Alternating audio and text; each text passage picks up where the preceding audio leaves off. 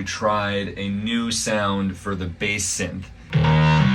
To make it even cooler, we doubled it and panned it hard left and right, which we don't normally do with bass. In fact, I think it's actually maybe not a good practice. In this case, we loved it, so we're happy with it. To make sure it had extra width, we have slightly different tones for each organ bass. And when we actually played it in on MIDI, we played them both in separately. So there's tiny, tiny, tiny differences between when the note actually starts and stops from the one on the left to the one on the right. And it's tightened up and it's almost exactly the same, like that.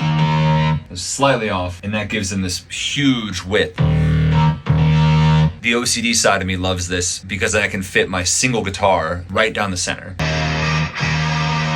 It has a nice balance to it. This works really well for our setup too, because as a 3-piece band, unless you're playing with a bunch of tracks, which we don't, you have to find some way to make up a volume of sound. Chris can get a massive sound out of just playing a couple keys. Which is huge.